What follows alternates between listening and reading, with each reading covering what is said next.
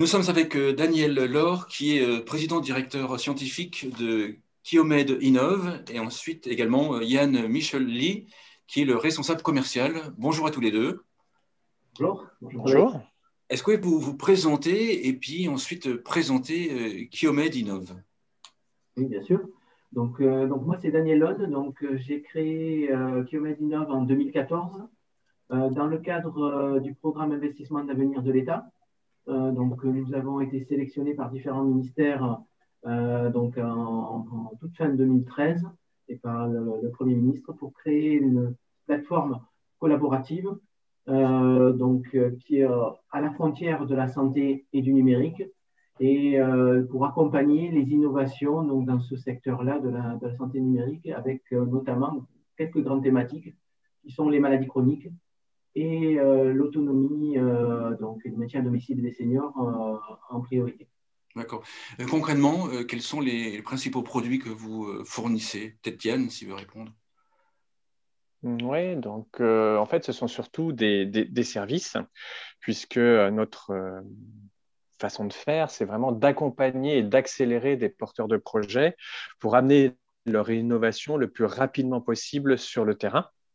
Donc, on va les accompagner de l'idée, s'ils démarrent, s'ils viennent nous voir dès qu'ils ont une idée, ou dès qu'ils ont un prototype, peu importe, on va dire la phase du développement de leurs produits, on va être capable d'aller expérimenter, parce qu'on fait partie des Living Labs, on va pouvoir aller expérimenter l'utilisabilité et surtout l'acceptabilité de leurs solutions, puisque nous nous sommes vraiment spécialisés dans la santé numérique et connectée, et du coup, on cumule un petit peu les problématiques, le domaine de la santé étant quelque chose d'assez compliqué, et le numérique l'étant là aussi encore plus. Donc, on va les accompagner et sur cette partie vraiment expérience utilisateur.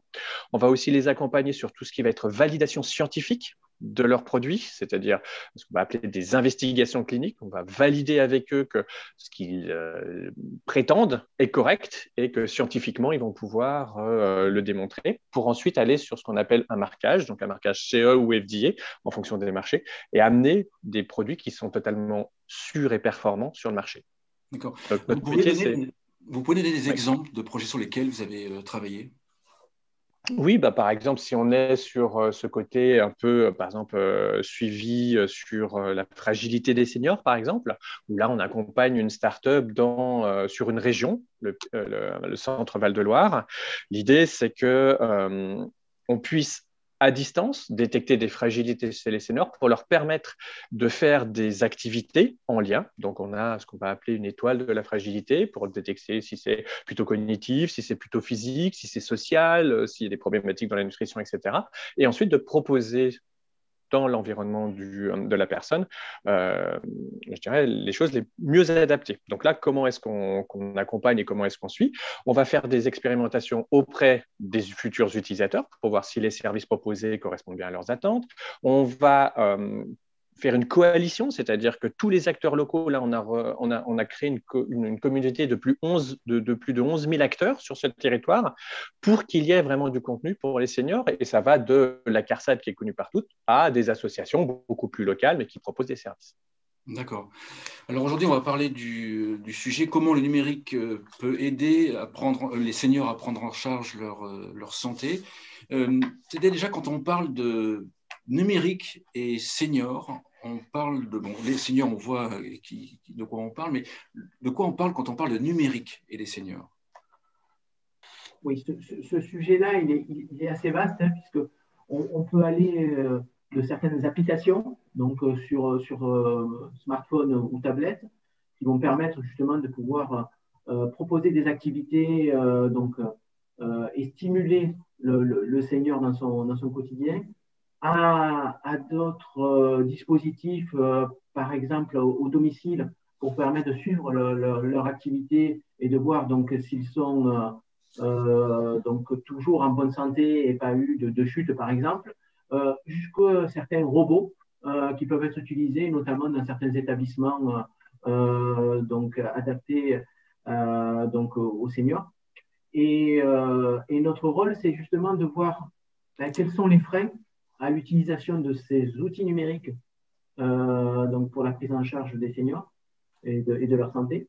notamment l'accès déjà au numérique, j'allais dire l'accès physique, donc le matériel, donc le smartphone, la tablette, l'ordinateur, pas tous n'ont encore ça, même si ça évolue bien ces dernières années, mais aussi le réseau. Donc, c'est pour ça que l'expérimentation qu'a décrite tout à l'heure Yann, donc, on conduit en partenariat avec la région Centre-Val de Loire sur un financement FEDER, pour nous importante parce qu'on est dans un territoire qui est assez varié et permet de pouvoir tester dans différentes conditions donc, cet accès au numérique et au réseau, mais aussi l'utilisation, j'allais dire, la formation à ce numérique.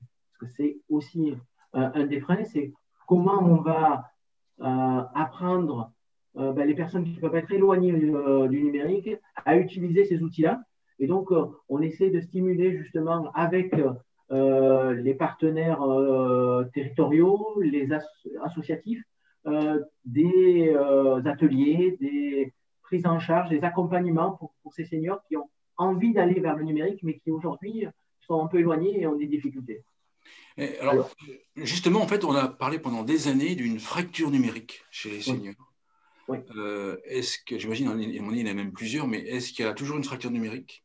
Et est-ce qu'on peut estimer à un âge laquelle cette fracture numérique est? Parce que certains vont dire il y a encore une fracture, puis d'autres ils disent non, les seniors sont tous connectés au smartphone. On entend vraiment les deux sons de cloche des fois. Ouais. Pour moi, je laisserai compléter Yann. Donc, on a vu de nombreux seniors ces 18 derniers mois parce qu'on a fait des ateliers donc, juste avant la période de mars 2020. On a conduit toute une approche participative pour aller récolter justement les besoins des seniors en termes de santé, donc sur la métropole de Montpellier. Donc, on a rencontré plus de 2000 seniors sous forme d'ateliers, de questionnaires et on a pu voir que il existe encore une fracture numérique, je pense, qui va en avançant en âge et on voit encore aujourd'hui des personnes qui vont être réfractaires au numérique. C'est-à-dire qu'on a fait des présentations sur ces outils, sur la différentes variétés d'outils et certaines, dans une salle d'une centaine de personnes, on a encore pas énormément, mais une petite dizaine qui vont nous dire mais nous, l'email, on n'en a pas et on n'en veut pas. Le smartphone, on n'en a pas et on n'en veut pas. Et comment on fait pour avoir accès à ces services-là parce que ça nous intéresse. Et derrière, ça a été de discuter avec eux, d'essayer de trouver des solutions, de voir comment, avec leurs proches, avec peut-être leur faire remonter aussi certains besoins et certaines questions, avec des cahiers. Revenir au cahier, laisser et leur répondre après, revenir un mois après pour discuter avec eux sur comment ça peut avancer. Leur proposer aussi des solutions pour ceux qui sont un peu plus attirés vers ce numérique-là, notamment sur la ville de Montpellier avec le CCAS. Il y a tout un travail qui vient hier soir d'être récompensé par Territoire innovant de 2021 sur l'inclusion numérique pour les seniors, avec des ateliers qui ont un très fort succès, même des listes d'attente, pour essayer de mettre le senior devant un ordinateur, devant une tablette, devant un smartphone et lui expliquer voilà, comment ça fonctionne et comment ils vont pouvoir l'utiliser pour leur santé. Donc, c'est tout ça aussi, ces initiatives, ce travail pour encore plus reculer cette fracture numérique ou ces fractures numériques. Alors, la fracture numérique, elle est liée à un âge, elle est liée à un lieu d'habitation. On dit souvent, par exemple, le milieu rural, il y a une fracture plus importante. Elle est liée à d'autres facteurs? Ouais. Oui, elle est liée quand même principalement dans un premier temps, à un facteur économique. Oui. C'est-à-dire qu'aujourd'hui, acheter un smartphone, ça coûte plus cher qu'un téléphone standard. Avoir une box, c'est plusieurs dizaines d'euros chaque mois. Donc, avant même, on va dire, la couverture, ce qu'on appelle les zones blanches ou l'utilisation, c'est vrai que le côté financier va être un des premiers freins. Après, sur l'âge, ce qu'on s'aperçoit, c'est que vous pouvez avoir des gens qui, à 80 ans et plus, sont tout à fait agiles avec le numérique et des gens de 40 ans ou moins qui ne le sont pas du tout. Donc, cette appropriation des outils, elle est quand même aussi en lien avec l'éducation aussi, le niveau social qu'ont les personnes. Donc, c'est vrai qu'il y a aussi cette partie-là. Si quelqu'un a utilisé pendant toute sa carrière un ordinateur, etc., bah forcément, ça aide sur des populations ouvrières et autres. C'est un petit peu plus compliqué. Donc, non, il y a vraiment tout un tas de paramètres qui rentrent en ligne de compte. On a souvent voilà, ces grands arbres qui cachent un peu parfois la forêt, qui sont ces fameuses zones blanches ou autres. Mais il y a des choses qui sont plus intimes et sur lesquelles on a plus de mal à avoir les retours. Parce que pour quelqu'un, dire que bah, je n'ai pas de box parce que je n'ai pas les moyens, ce n'est pas la même chose que de dire bah, oui, mais c'est trop compliqué, je ne sais pas l'utiliser. La fracture numérique, si, donc elle va toujours exister, j'imagine, parce qu'en fait, la fracture numérique liée à l'âge, elle pourrait disparaître. Et encore, ça peut se discuter. Oui. La fracture liée au pouvoir d'achat, au côté économique, elle risque même de s'aggraver. Elle peut en effet s'aggraver, mais elle peut aussi être justement, grâce au numérique, permettre de faire des économies. C'est vrai qu'il y a un investissement, mais si on voit en fait l'utilisabilité d'un système qui peut permettre, par exemple, de faire une consultation à distance, ça peut peut-être être à terme une consultation qui sera peut-être moins chère, ou en tout cas, il n'y a pas le déplacement qui est à faire. Donc, il peut y avoir un raisonnement économique global qui intègre ces solutions du numérique et qui font qu'à l'arrivée, on soit gagnant, quoi. Aujourd'hui, envoyer un email, ça coûte quand même moins cher que d'envoyer un courrier. Le lien entre numérique et santé, en quoi est-ce que le numérique peut aider les seniors en fait, à prendre en charge leur santé? Peut-être Daniel. Oui, alors juste, je reviens 2 minutes sur la question précédente, parce que je pense que c'est un point important, cette fracture économique liée à ces outils et ces innovations. Et pour nous, justement, c'est un facteur de progrès, je pense, dans ce secteur-là, dans ce domaine d'activité-là, parce que souvent, ça a été réfléchi avec des solutions qui coûtent cher, qui sont techniquement très évolués et qui peuvent donc avoir des prix de revient derrière, dus à l'investissement notamment, qui vont être sur 30, 50, voire plus euros par mois. Et tout ça en plus de l'achat d'un smartphone et de l'abonnement nécessaire pour. Et donc, nous, notre travail au sein de Kioman c'est aussi de faire réfléchir les chefs d'entreprise, donc les apporteurs de solutions numériques et technologiques, à cette question-là. Parce que pour nous, c'est vraiment un des freins forts, ce volet numérique. Et donc de réfléchir à ce que la solution soit abordable pour la majorité des personnes. Et beaucoup de ces personnes-là, quand on va être à la retraite, ont des revenus qui sont diminués, qui peuvent être modestes. Et souvent, c'est ceux qui ont le plus besoin de ces solutions qui ne peuvent pas se le payer.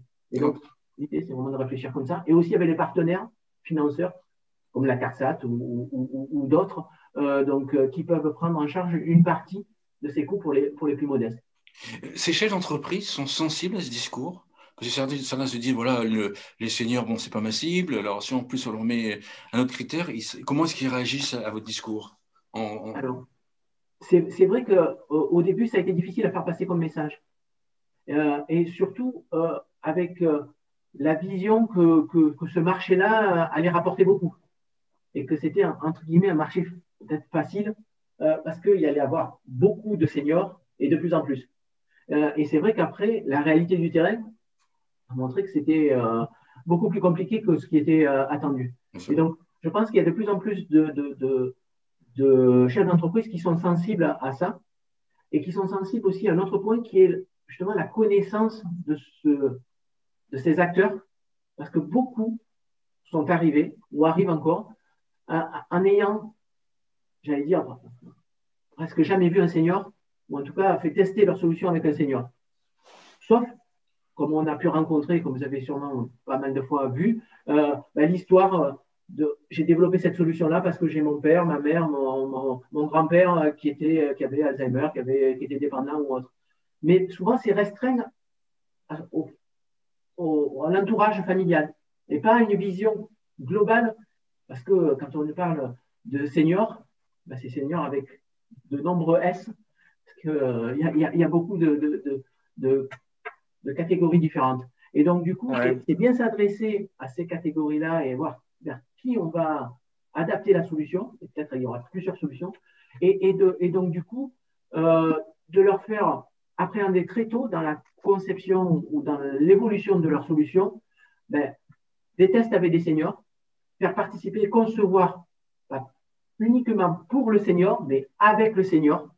Et donc, et ça, c'est toute notre approche à l'expérience utilisateur et donc notre savoir-faire de Living Lab au sein du forum national dirigé par Robert Picard. Voilà. Et pour rebondir sur ce que dit Daniel, c'est vrai qu'on a parlé d'acceptabilité. Aujourd'hui, c'est vrai que beaucoup de porteurs de projets viennent avec, comme disait Daniel, une idée, ben voilà, mon grand-père ou mon père a tel type de problématique et voilà une solution qui pourrait le faire. Mais souvent, en fait, ils n'intègrent pas ce côté psychologique que nous, chez Kiomedinode, on va apporter, voire sociologique aussi, en se disant, oui, mais si la personne, par exemple, vous demandez de lui mettre un traceur GPS parce qu'il perd l'esprit, il a Alzheimer, ce genre de choses, c'est pas simplement en fait lui mettre un bracelet, c'est lui faire prendre conscience de son handicap, des difficultés qu'il commence à avoir. Et ça, psychologiquement, même si ça fait du sens et que ça paraît logique de l'équiper, il y a toute une démarche à mettre en place pour cet accompagnement, parce que se dire que je perds de mon autonomie, je perds certaines facultés, et ça, on n'est pas prêt, enfin les seniors que l'on rencontre ne sont pas prêts psychologiquement à dire oui. Donc, on a aujourd'hui beaucoup de freins à l'utilisabilité, à l'acceptabilité des systèmes, aussi parce qu'il y a ce côté psychologique qui n'est pas suffisamment pris en compte. D'accord. À vous écouter, il y a aussi un autre bénéfice pour les entreprises qui font appel à votre service, c'est vous leur faites découvrir peut-être les écosystèmes des personnes âgées et des financeurs, chose que beaucoup n'ont pas forcément vue au démarrage. Oui, tout à fait. C'est vrai qu'aujourd'hui, dans le développement, surtout quand on est sur du numérique et santé, ce sont des investissements qui sont quand même très importants. Et là, nous, à travers, je dirais, les pôles de compétitivité, les clusters, les incubateurs, on a aussi un très gros réseau de financeurs dédiés au domaine de la santé. On va créer une sorte d'écosystème autour du porteur de projet pour que, aussi bien à travers des associations de patients, ou des territoires, ils puissent faire des expérimentations, mais qu'il ait aussi des acteurs, on va dire, mutualistes, assureurs, CARSAT et autres, qui vont venir accompagner le projet pour que cet écosystème soit aujourd'hui une réussite. Aujourd'hui, c'est illusoire de penser que seul, on peut réussir, et c'est vraiment ces combinaisons d'acteurs, de combinaisons de financement qui permettent d'avoir les moyens de ses ambitions et de pouvoir comme ça se développer très rapidement. D'accord. Sans rien ma question... Encore une fois, d'accord, allez-y. Faites le seul d'émission, allez-y, sentez-vous libre.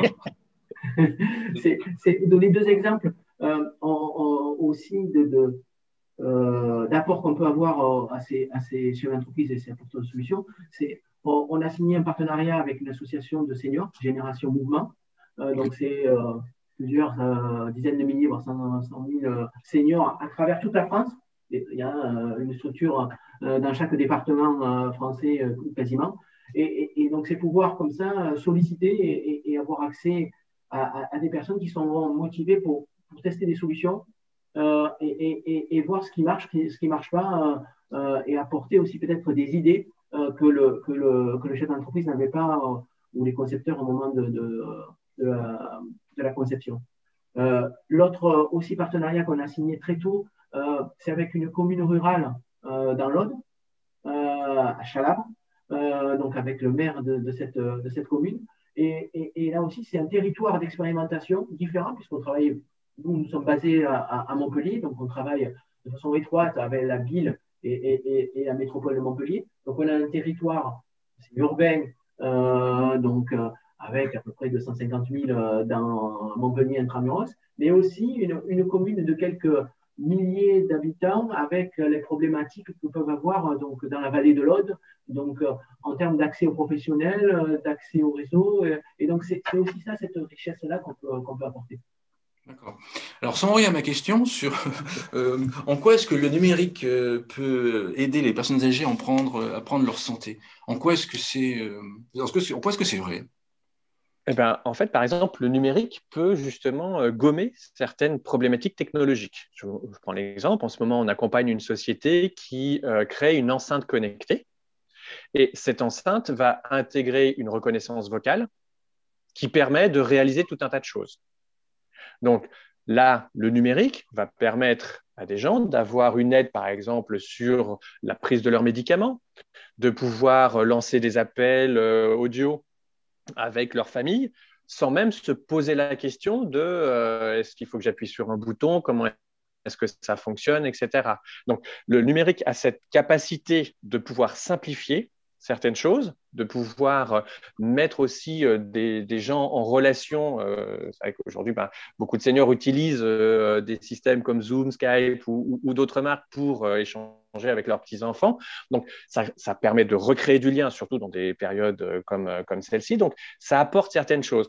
Et tout à l'heure, c'est vrai que quand on parlait un peu des freins, à partir du moment où on arrive à lisser cette acceptabilité, cette utilisabilité, la technologie doit venir justement, ce numérique doit venir être une aide et non pas une contrainte. On a des exemples, par exemple, aujourd'hui, de gens qui travaillent plutôt sur des systèmes de gamification pour faire que les seniors soient plus adhérents à leur traitement, qu'ils soient plus actifs dans leur équilibre de vie, pour que, par exemple, retarder la dépendance et l'obligation d'aller dans une maison spécialisée. Donc, le numérique a aussi ce côté un peu de stimulation.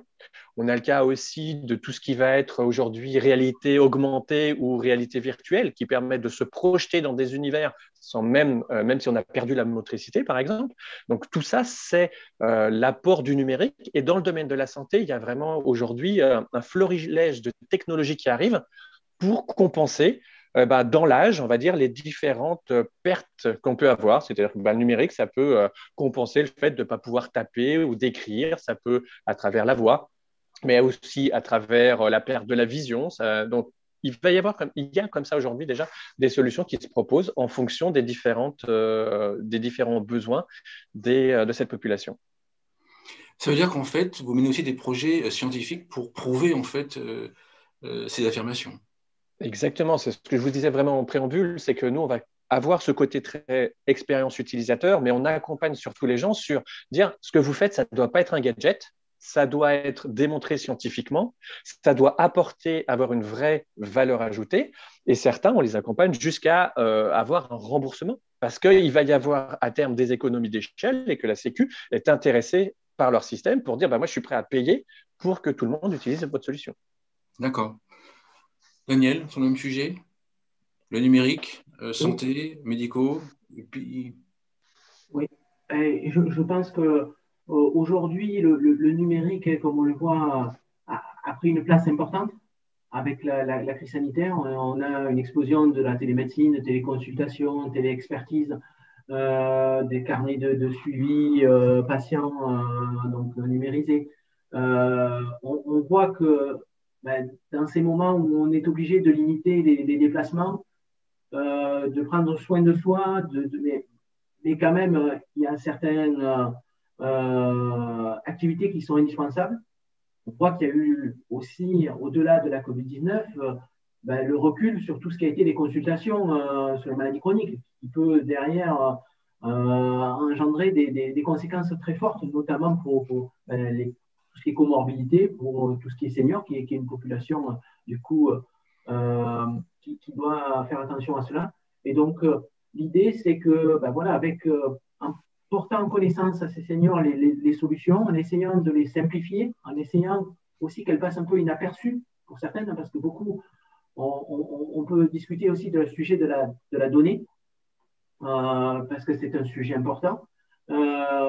Aujourd'hui, on collecte de la donnée un peu tous azimuts, des fois sans savoir ce qu'on va en faire. Et nous, notre rôle aussi, c'est de faire prendre conscience de ça aux chefs d'entreprise, c'est que derrière, notamment dans les cadres réglementaires qui sont aujourd'hui de l'Europe, du RGPD, une donnée, ça doit être collecté que si on a derrière un but bien identifié. Pour quelle raison on va le faire?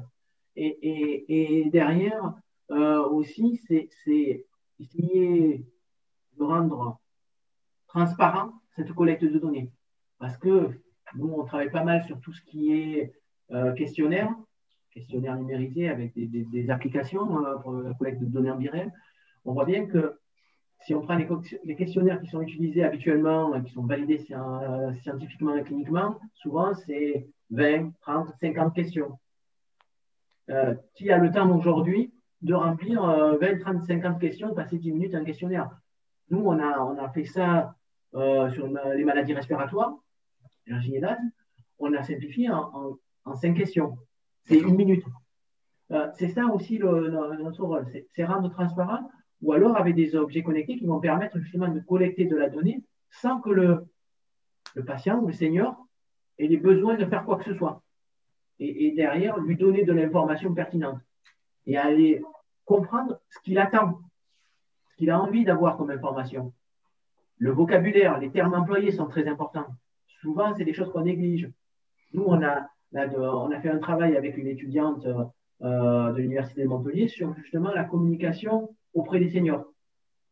Quel support est le plus utilisé? C'est en cours, hein, donc on aura, je pense, pas mal de données d'ici cet été, mais je pense que c'est des choses importantes sur lesquelles on ne fait pas forcément attention. Mais voilà, quand on voit certains films, certains petits montages de solutions où on va voir l'image d'une personne âgée avec la canne ou le fauteuil roulant, ça ne donne pas très envie aux seniors d'utiliser. Et pareil, nous, on travaille aussi de façon importante, on a vu le rôle de la prévention. De plus en plus, je crois, ça va devenir incontournable dans la santé en Europe et en France en particulier. On voit bien dans la Covid avec les vaccins et autres, ce que peut avoir comme rôle la prévention, les gestes barrières. Aujourd'hui, comment prévenir un certain nombre de pertes de mobilité, de certaines facultés ou éviter certaines pathologies, c'est à travers ce qu'on va faire dès 30, 40, 50 ans. Et donc maintenir une activité, garder du lien social, y compris dans des périodes de turbulence ou de stress comme on peut connaître. Et donc tout ça, c'est important qu'on puisse agir.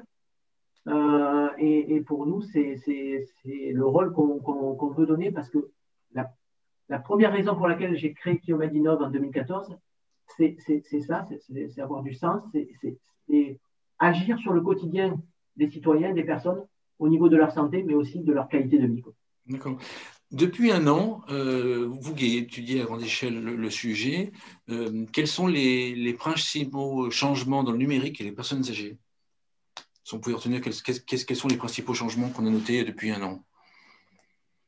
Il y a eu de toute manière une obligation de basculer sur du numérique. Donc pour certains, ça a été quelque chose d'obligatoire, d'imposer, plus ou moins d'ailleurs bien vécu. Donc dans les changements, c'est à partir du moment où vous êtes obligé, et ça d'ailleurs, ça a aussi été le cas des médecins. Hein. Beaucoup de médecins étaient jusqu'à présent hostiles à la téléconsultation et d'ailleurs ne le sont toujours pas moteurs dans ce cadre-là. Mais aujourd'hui, ils n'ont pas le choix. Donc, ils s'y sont mis. On voit qu'il y a quand même encore beaucoup de freins justement à l'usage. Le numérique est devenu aussi une évidence parce qu'on s'est bien rendu compte que, en effet, c'était parfois un peu compliqué d'allumer un ordinateur ou de démarrer certaines choses, mais que ça rendait quand même des services. On reste quand même des personnes qui ont besoin de liens. Et ce qu'on voit, c'est que le numérique a aujourd'hui finalement rapproché ces seniors aussi de leur famille, ça les a aidés d'une façon différente, mais ça a permis de continuer d'avoir un lien social qui est malheureusement plus possible en présentiel. Donc, il y a eu vraiment un gros changement de ce côté-là. Après, il n'y a pas eu de rupture technologique claire aujourd'hui grâce au Covid. C'est des technologies qui étaient déjà présentes, qui étaient déjà presque opérationnelles et qui ont été optimisées, qui ont été poussées par la crise. Mais en tout cas, je n'ai pas vu, moi, de rupture particulière dans ce domaine. En tout cas, je crois que c'est plus sur l'utilisation, justement, comme disait Yann. Hein. C'est-à-dire que jusqu'à présent, avant mars 2020, quand on présentait des solutions numériques à des seniors, le plus souvent, ils me disaient « oui, mais moi, ce que j'ai besoin, c'est du contact humain. J'ai besoin d'avoir une relation avec ma famille, mes amis, mon médecin, mes aidants. Aujourd'hui, avec ces contraintes-là, on limite ces contacts. Mais le senior, il a été obligé, comme nous tous, de s'adapter et d'utiliser ces outils-là.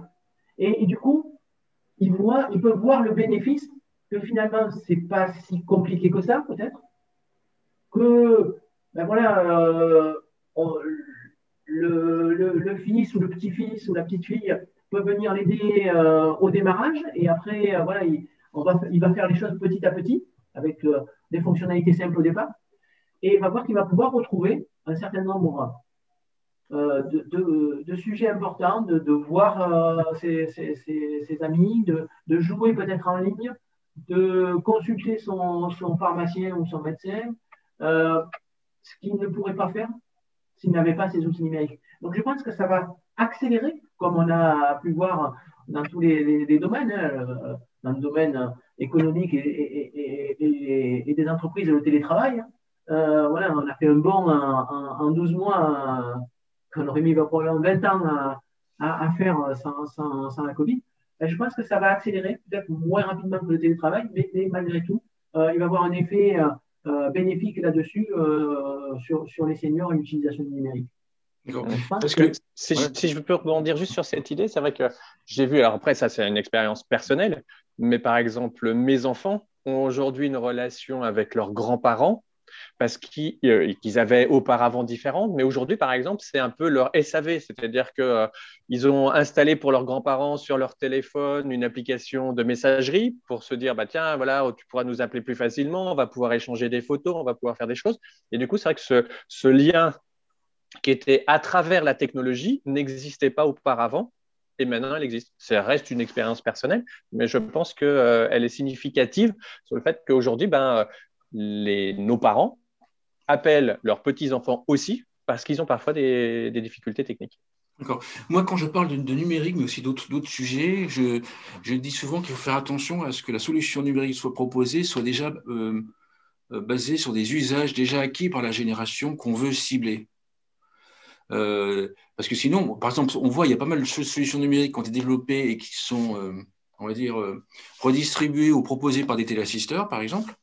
Et moi qui connais bien les téléassisteurs, je vois ce qui marche concrètement et je vois ce qui ne marche pas du tout concrètement.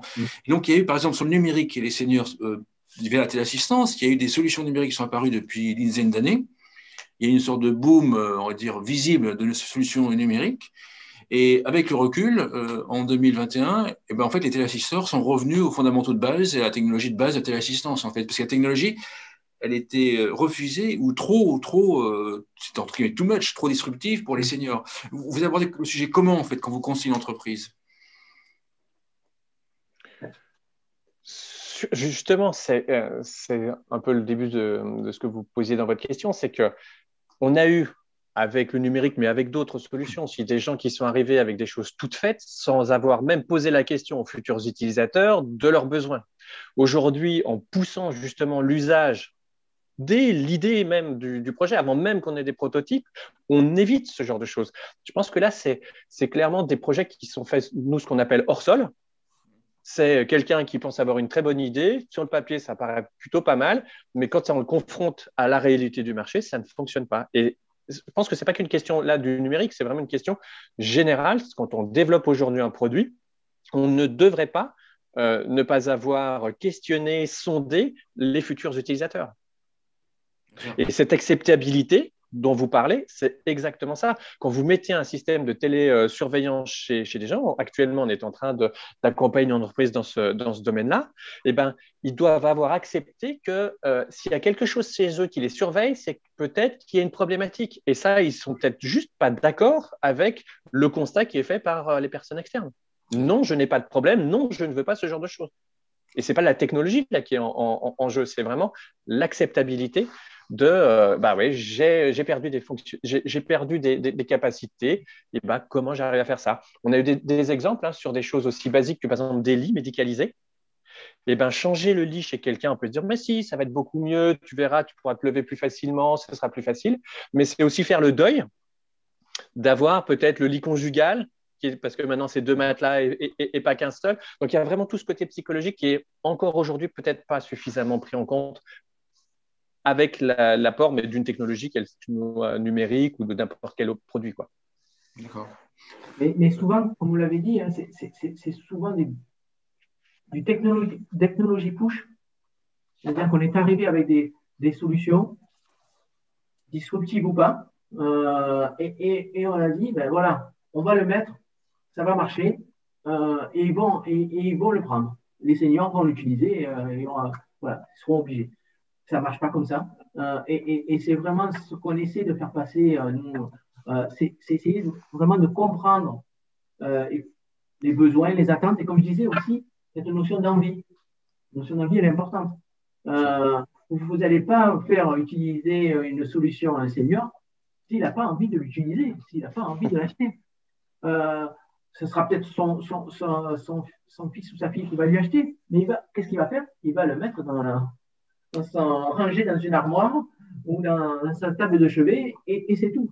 Et donc, derrière, c'est ça qu'il faut que les chefs d'entreprise comprennent, c'est derrière, revenons aux fondamentaux, ayons une meilleure connaissance des cibles et de ce que veulent les cibles, les utilisateurs finaux que sont les seniors. Et comme ça, on va, avec leurs idées, avec leur expertise, avec leur technologie, apporter des solutions.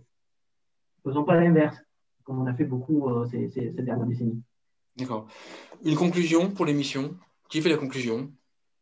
Ou deux conclusions, comme vous voulez.